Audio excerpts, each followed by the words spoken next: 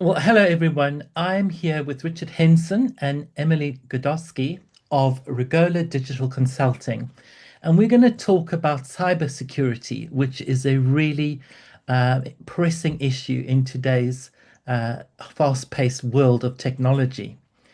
So, Emily and Richard, what brought you to Devon, and what do you think of living in the Southwest? Okay, well, I've been all over the country.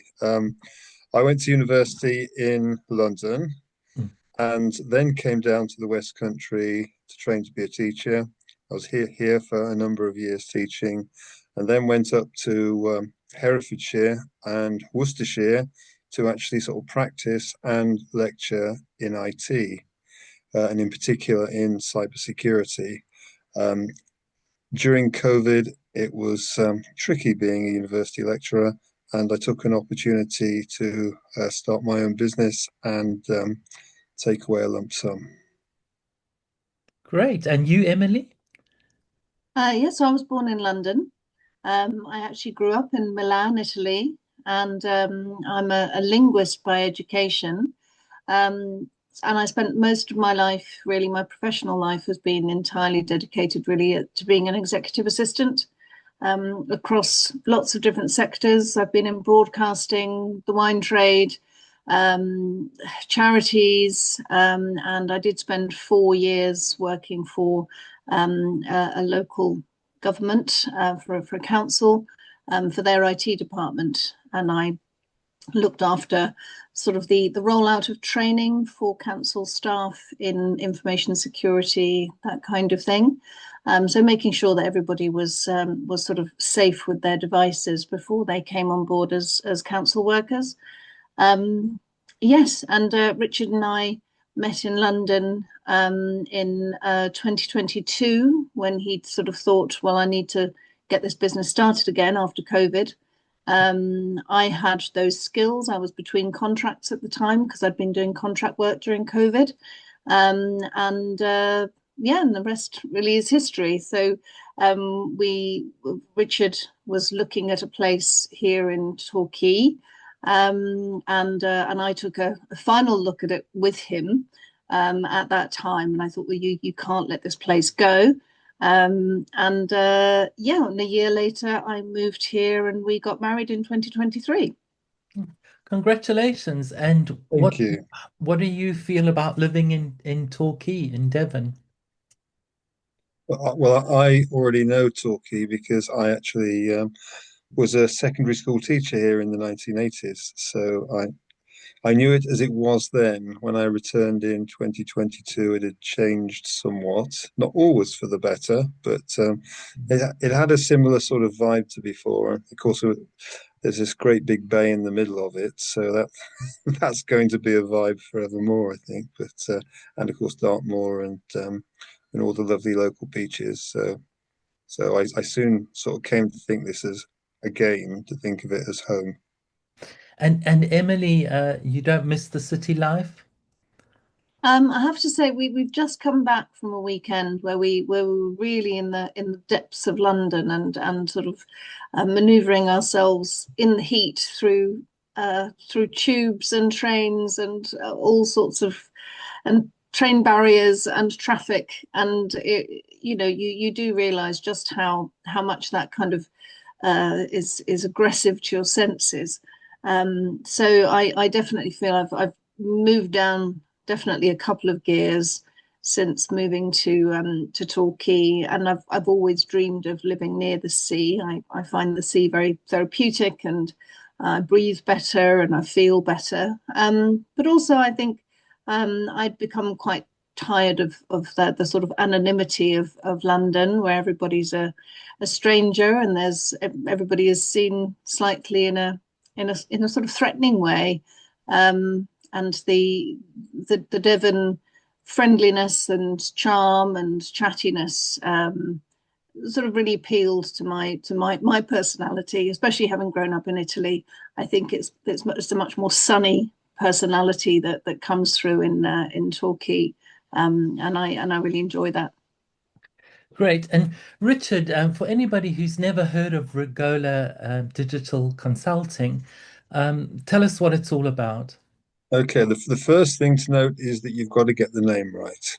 So it's Regola digital consulting. It's an Italian word and it means rule. Uh, why did we choose it? Well, we wanted to make cybersecurity simpler, and so did actually, to be fair, so did the people in government who wanted to bring cybersecurity into the small business world when they introduced Cyber Essentials. Cyber Essentials, it looks horrific, but it can be broken down into 5 simple rules. So hence the rules and hence that regular. And in fact, our latest logo actually sort of is a pentagon, which actually has different colors for each of the 5 rules.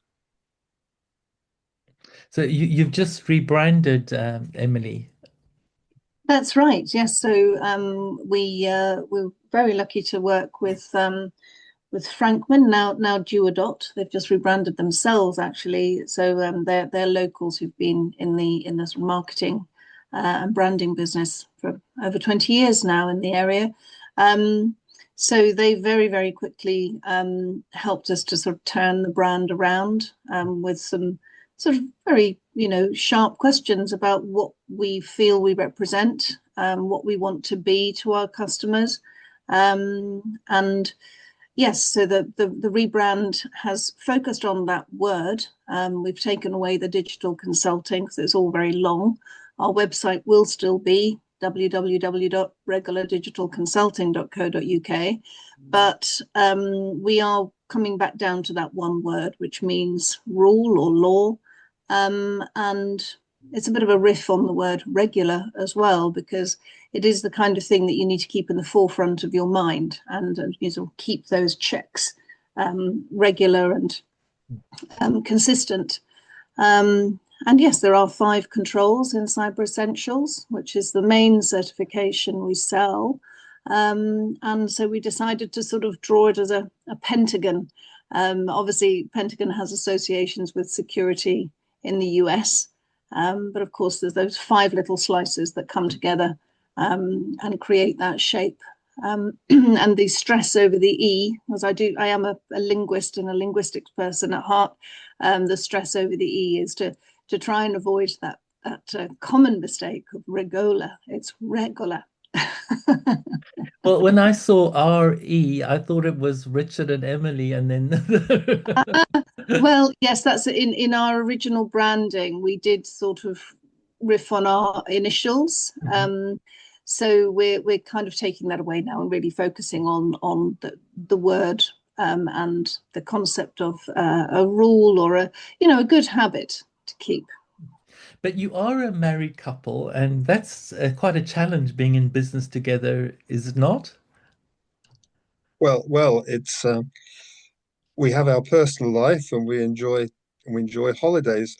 I mean, it's nice to think that you're on holiday all the time in Torquay. I certainly used to think that sometimes during the summer holidays in the 1980s. But we've both got families to go and see, and we've both got sort of interesting places that we like to go and visit.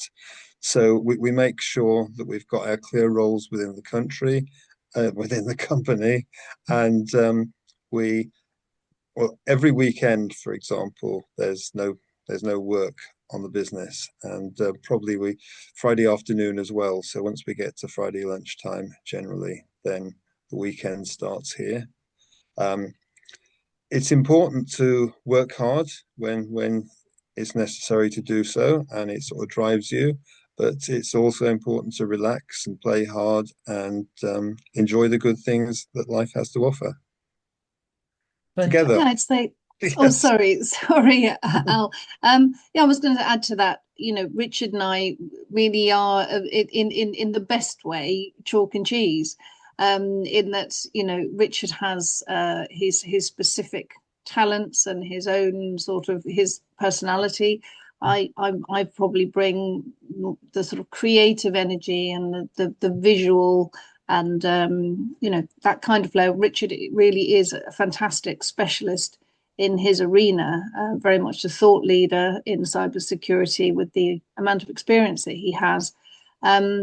And I come more from a point of view of I've seen every business under the sun across the last 30 odd years, and I kind of know how things work and how people work within business. So I haven't worked mostly in academia. I've always really worked in business. So you know, we've got different things to bring to the party, really.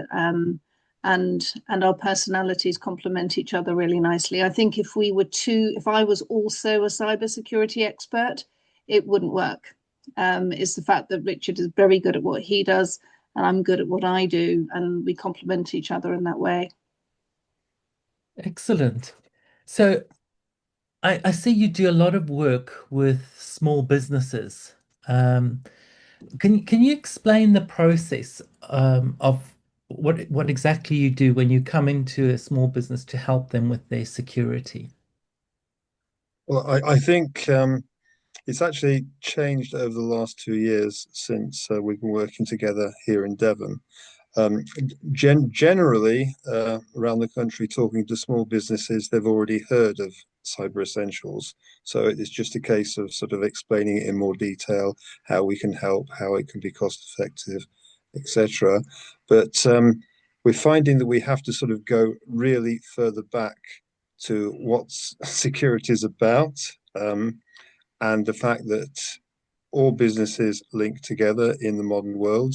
There is the supply chain. So small businesses are just as vulnerable as large businesses because the hackers can get to the large businesses through small businesses. So it's the approach has sort of, I suppose, has changed over the last couple of years, and probably the rebranding to Regola has tried to reflect that. We tried to become sort of more huggy and less techy, and well, we will see if that works as time goes on. We're members of the local chamber, and certainly in Paignton, then that approach seemed to get across to people. It didn't get us any business, but it at least sort of provided conversations that would be sadly lacking if we just stood there in suits and talked about cyber security. If they see it as something that matters to them, they can relate to, that they actually do need, and it helps them to sort of get a good night's sleep, then all well and good. So we'll see. But small businesses are not too small that they won't be hacked. Yeah, that's right. Um, No. Mm. well, indeed, individuals are hacked, Okay. um, just because they can be in some cases. Not necessarily because someone's got a grudge against them individually, Mhm. but unfortunately, the way it works, if a computer is left open, unsecured, the hackers have got the necessary tools to zoom in on randomly on computers. And if they find one that's got vulnerabilities that haven't been secured, haven't been updated, they'll just go in. And it could be a small business, it could be an individual, it could be a charity. We're finding that charities need cyber essentials just as much as the small business, the medium-sized business, the public sector organization. So is Cyber Essentials a piece of software or is it a list that you have to meet or what exactly is it? Yeah, that's a very good question. Well, it's as Emily said, it's based on five controls, technical controls. So those controls are things that business has to do. So in order to get cyber essentials, it it is a journey that they need to take to understand more about about their digital systems, which is good for them anyway. And in doing that, then they assume greater cybersecurity and greater sort of general security and resilience as they go. But do you install software like We certainly don't. It's No. that the whole point is to secure the existing software of the right, organization. okay. So all organizations have softwares, they have operating systems, they have applications. Um, each of those pieces of software has to be regularly updated. And okay, going back really, really to basics, but probably it's not. No software is ever bought Mm-hmm. as an item, it's bought as a license. And if anybody bothered to read through those 20 odd pages of the license, they'd Mm-hmm. see that in order for that license to continue, they have to have, accept, install updates on a regular basis. And when the updates are no longer viable because the software is so out of date or out of security, then that software becomes redundant completely. That's all in the small print, but Mm-hmm. who reads the small print? So it's not any software of its own. It's, I suppose, really educating people about the use of their software effectively so hackers can't get in. Yeah, I would say to add to that, it's a little bit more like so Cyber Essentials comes in the form of a questionnaire. So if you were to go onto the IASME website, you and go onto their Cyber Essentials section, they do give you a sort of a trial questionnaire of the latest version of Cyber Essentials. So those are the questions you would need to answer.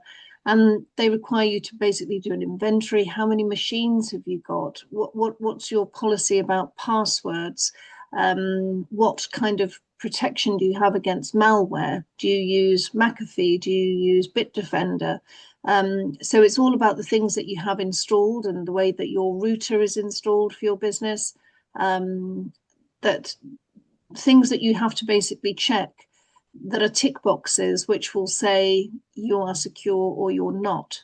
And it's Richard's job as an assessor to mark those questions and say, actually, no, that's not quite enough information for us. We need to know a bit more. And so often the assessment will pass backwards and forwards between the client and ourselves. And of course, we can offer a bit of help along the way, and sort of say, well, you've gone down a rabbit hole here. You need to sort of think again about what we've asked you. That they sometimes might get confused about terminology, particularly companies which are too small to have an IT manager. They won't know a lot of the terminology, so it's an educational process for them as well. But once they've gone through that process and achieved Cyber Essentials, they then basically have pretty much a guarantee that they're 80% protected against hacking. The other 20% will be down to human error. It's whether you let the wrong person have the wrong passwords. It's whether you bring a USB stick into work and put it in the wrong computer and allow a virus in. So the 80% is important, though. That's quite a high number to protect your business with. It's also worth saying that it has to be signed off by senior management. It's very often people seem to think of being hacked as an IT failure, an IT problem. It may well be a management problem. It may well be a user problem. It could be IT, but probably 30% of the total would be IT. And for that reason, once the questionnaire is completed, it has to be signed off, in other words, owned by the senior management of the organization, which means they do have to engage personally with the process.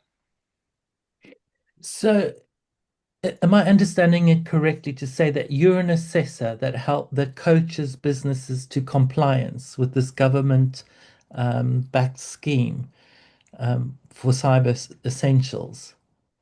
And then, Well, that's part of what we do. Certainly, we offer a whole range of guidance to businesses about their IT setup and about the role of cybersecurity within IT and within management.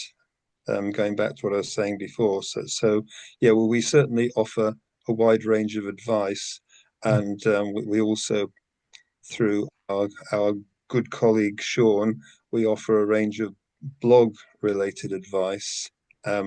And each of his blogs have got lots of other links in as well. So just from our website, people can sort of find out quite a lot about cybersecurity. Mhm.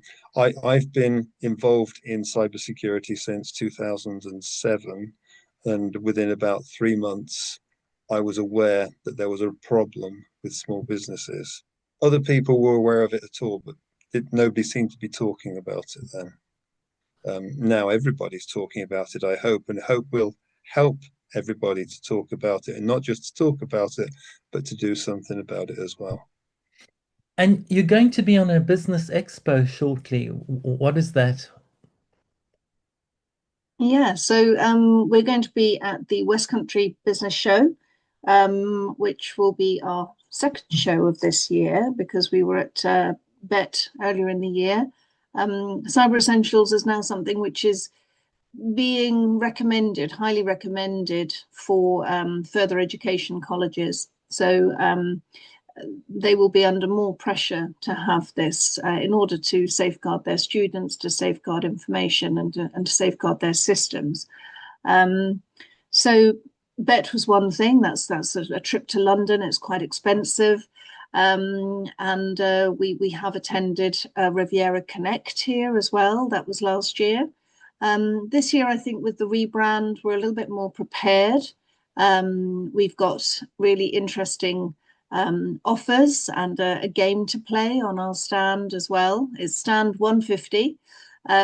So we have what we're calling a myth-busting Wheel of Fortune. So we have questions which relate to, or statements which relate to cybersecurity, and the answers are true or false. So people can come to the stand and pit their wits, and if they answer a really hard question, they get one kind of prize, and if they answer, a more medium question, there's another type of prize. And of course, if you get it wrong, you go away with a screen wipe for all the viruses on your machine. So yes, it will be fun. I think we have a new young apprentice with us who's come from Exeter College. He'll be going to the University of Plymouth in September. So he's spending his summer with us, and he's going to be studying computer science. Like Sean before him, Sean took the same sort of route and went to study at Plymouth a few years ago. So yeah, we'll have a bit of new blood and enthusiasm on the stand, and a new branding and everything else. So it should be a much more vibrant appearance by us than it has been on the last two occasions. And I saw on your blog site you were talking about oversharing on LinkedIn.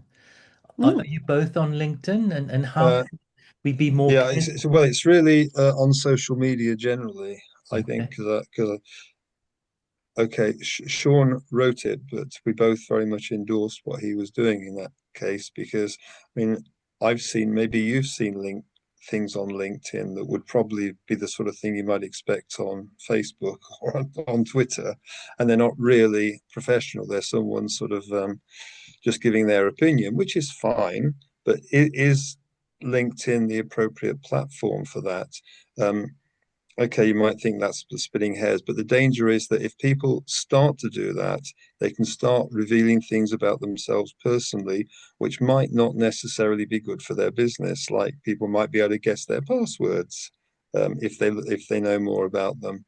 So people do have to be careful by swapping platforms.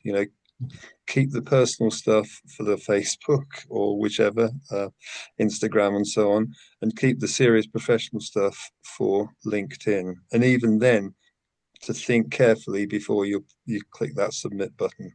Yes, because hackers work, if you go way back, if you do go onto our blogs, you go way back to one which was particularly good about social engineering.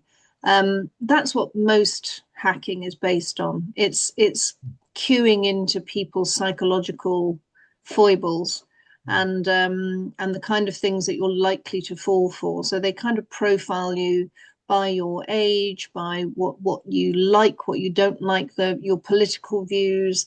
That's why so many machinations in recent years, even in elections in different countries, have been down to social media. And it's very important to be careful what you're saying in terms of, you might say on Facebook, for example, I'm off on holiday here, and so people know you're away. But somewhere else, you might have said, I've just moved house to here. So they know you're not in your house that week. So that can even be an in for thieves, actual physical burglars. Or, you might give something away about your digital platforms or where you work, or you've just changed jobs. So they know what your job role is. And if you've given that away, then they might sort of say, oh, well, that person's a newbie in that job. They might be a bit more vulnerable. So we can go to that company, to that role, and maybe get into those systems, and then we can infiltrate other systems. So, And the other thing that people can do on Facebook, we're well familiar with people who try to befriend us, and they're not really our friends at all. They've befriended us to find out about us. And the same sort of thing could potentially happen on LinkedIn. And we like to think that people who we've met, then they try to sort of say, let's connect on LinkedIn. And we generally do, but maybe we should be a bit more careful about who we're connecting with on LinkedIn. yes, and always cast your eyes up to the top of any email, like a phishing email, for example. I mean, this isn't social media, but somebody might have got your email address from your social media, and then they will approach you in what we call a phishing email.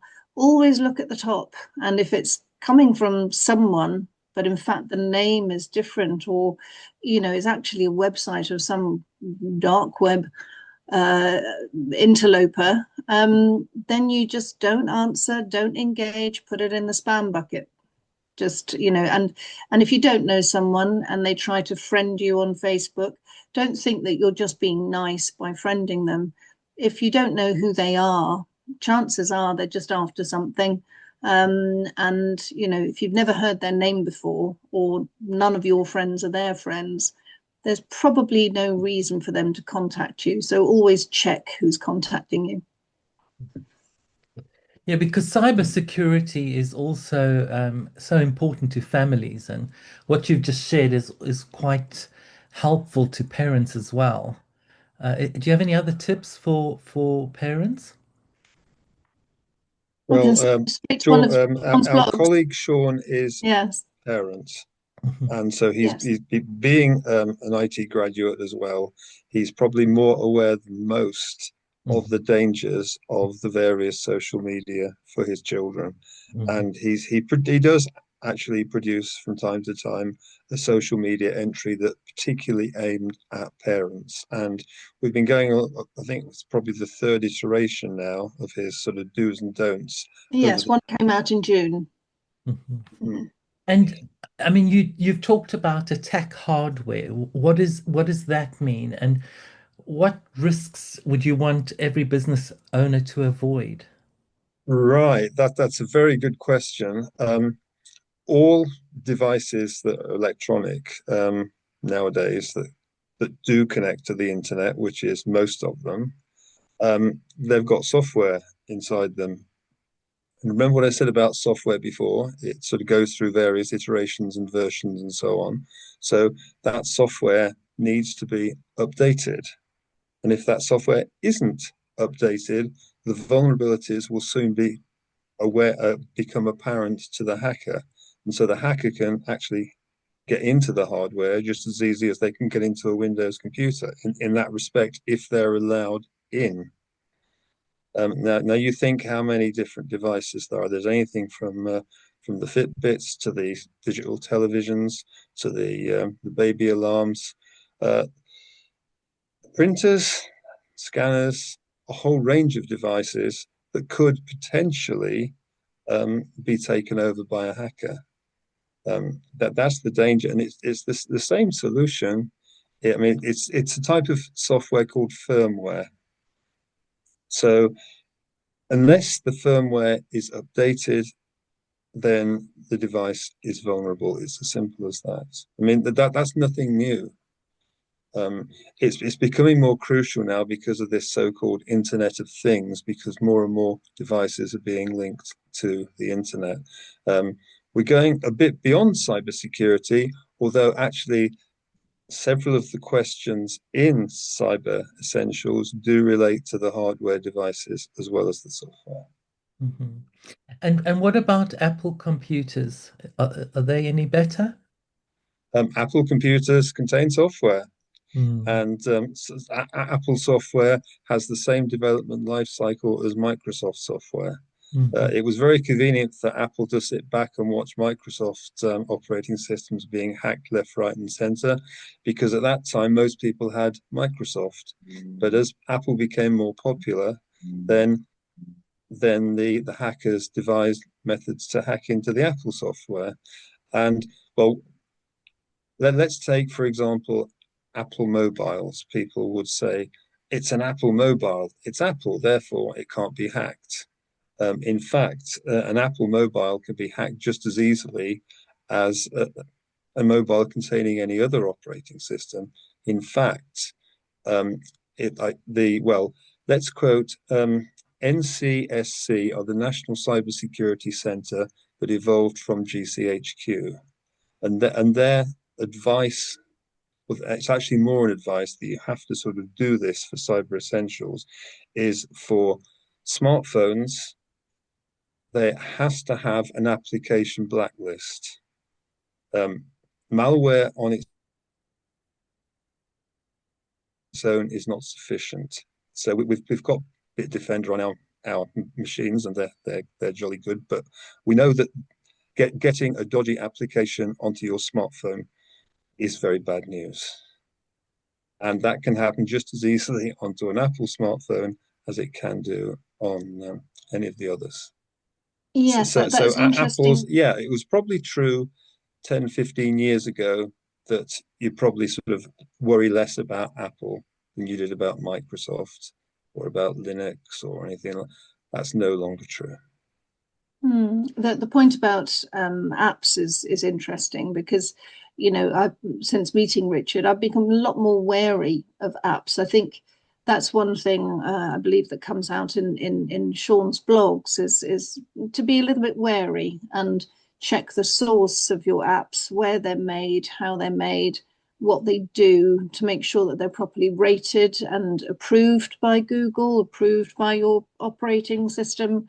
Um, and that that they're sold in an honest way, because having those things, even your banking apps, Richard's not a great fan of banking apps, whereas I got into it sort of pretty quickly. But I do now realize, gosh, this could be a bit vulnerable. If I was at a bus stop and somebody's peering over my shoulder, it's all there. Sometimes it's as easy as just knowing who's peering over your shoulder. But applications can be a bit tricky, and they can be subject to viruses. There's a lot of advertising on them sometimes. So just be mindful of how many apps you're downloading. If people are sort of coming at you saying, oh, there's an app for that, you can do it on the app, it's much easier. Think twice. Generally, just think twice about using an app for anything and everything. Those biggies that we all use, the Spotify's and things like that, they're marvelous, or even an app for your train supplier, or Ryanair or anything like that. They really do make life easier. And banking apps generally, yes, they are secure. But if you're choosing an app to do just very small, simple things, you're probably just better off taking the effort to do them the long way, rather than downloading every app that's available to make shortcuts. And apps need updating. Yes, as well. Same rule with all software. Yeah. So, I mean, you've shared a lot of very helpful information today. How do people engage with you? And, how do you make your living? Is it through consultation fees, or how does it work? Okay, we get a lot of our business through this the company that Emily has mentioned, IASME, who work on behalf of NCSC to deliver cyber essentials across the country. So we get a lot of our business through what we call this central pool. It has to be said that we haven't had too much business in Devon so far. In fact, our nearest business that we found, or found us, was in Southampton. Mm. So that's Yes. um, you'd think that people would be sort of rushing to get cyber essentials, but we had to sort of, as I said, we've had to sort of dumb down in order to get the message. Because we tried a poster with someone with their head in the sand, and of course that doesn't work at all because it just sort of makes people put their own heads in the sand even Mm. more fervently. Yes. Um, Yeah. so we are trying still to get the message right and getting the message right for Devon and for local people.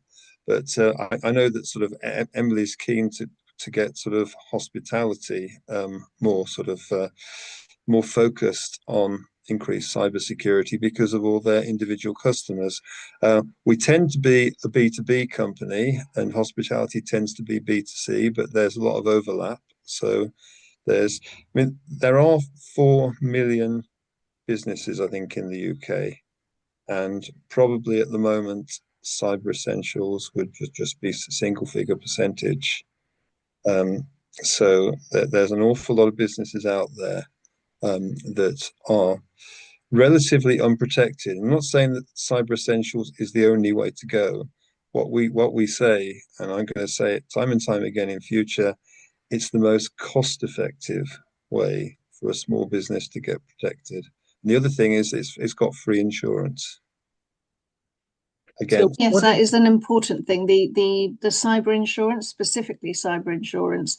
So if you pass cyber essentials with an assessment body or certification body like us, you will automatically be awarded uh, fully bona fide insurance for any cyber attack. So if you have protected yourself in that way and given yourself that 80% cover, for the remaining 20% of what might happen to you, you are then insured.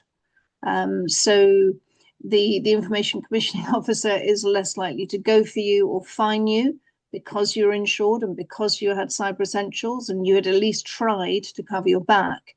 Whereas if you don't, and you have cyber insurance but you don't have cyber essentials, you won't have as much leniency. And of course, there is quite a large amount of data loss cover, and you can spare your reputation basically because you haven't been fined, you won't have a record against you. So the cyber insurance is really the prevention and the cure. So would your ideal client be dealing with IT managers, local IT managers, or is- directly to the business owner? well, we see IT as crucial in that we need partners. And that's one thing that sort of was very useful for the networking meeting this morning. Um, Partners, for example, who provide IT advice generally to organizations and help those organizations with their setups, but haven't necessarily got the cybersecurity experience and expertise to sort of to add that as part of the package. Mhm. So we're looking for management service providers like IT experts to work with us to provide a sort of more comprehensive package for a small business. Um, the micro businesses that we probably get most of our business from tend not to have or to be not to be able to afford to have an IT expert of their own. Mhm. So they would use a management service provider to support them with IT. So if we want to get sort of seriously into the micro business market, then we do need to work with those IT providers as well. So sorry. So what is the overall cost of getting the Cyber Essentials compliance? It depends on the size of the business. For um, a micro business is 1 to 10. So it'll be about 300, just over 300, I think 320. For the next one up, the 10 to 49, it's about 360, something like that. 400 Then it actually. goes up Mm, incrementally to the yeah. what's called a small business up. So that would be 50 up to 250 would be about 400. And then businesses over 250, then it'll be 500. So quite rightly, the cost is pitched to sort of, well, also in terms of the amount of work we'd have to do and people like ourselves have to do, if it's a bigger and more complex organization, actually assessing the questions is more challenging anyway.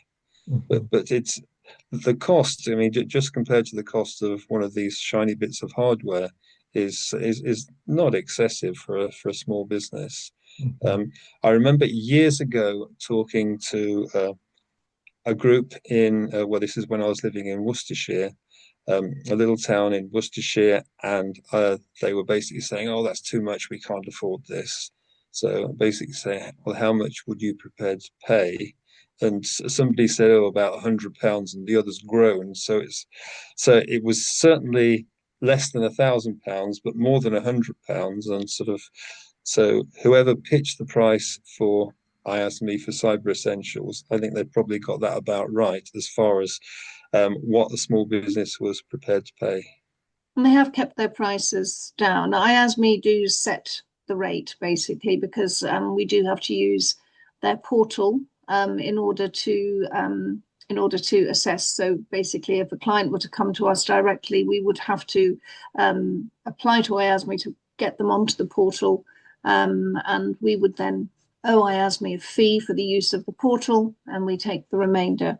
But those figures that Richard gave, there's the IASME price list is on their website.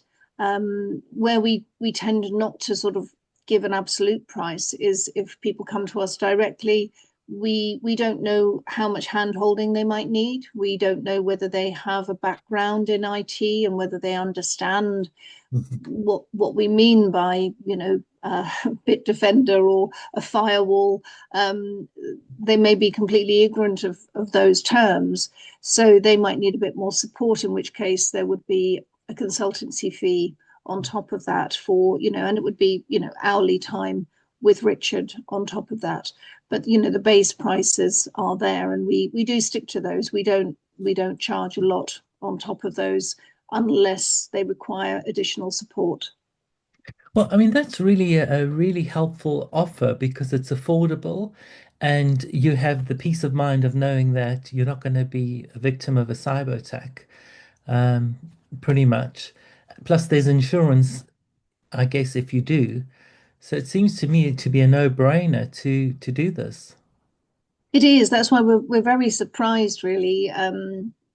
Given the conversations we've had with people across the last couple of years in Torquay, we're a little surprised that people don't take it up more. I think they always think whether it's those particular sectors that are really struggling at the moment to stay above water because of the cost of living and the cost of their rates and et cetera, et cetera. We know hospitality are going through a lot of problems in Torquay and further afield. But the message really is that it doesn't cost a lot to cover your back. And as I said this morning at that networking event, it needs to be at the forefront of your mind, because with a small business, say it's a family business that's, gone from father to son to grandson, something like that happens, it can really create turmoil within a colleague setting, within a family setting. People start pointing fingers. Oh, why didn't you secure that? Why did you use that mobile that wasn't authorized? Why did you put that USB stick in the machine? I told you not to. And all of the recriminations fly back and forth. And that's what we want to avoid, really. It's why our colors are kind of blue and green, not only to reflect Torbay a little bit, but they reflect peace of mind and a bit of serenity. So it's hard enough to run a small business without worrying about that. Well, it's been great talking to you, and I wish you well with your new branding and with your uh, next exhibition. And yeah, Thank Yeah. you, Al. look forward to speaking to you again. All right, Okay. that's great. Great to talk to you, and to anybody out there who gets to see this, you can find us on regulardigitalconsulting.co.uk. And I'm Emily, and that's Richard. Great. Thank you very much.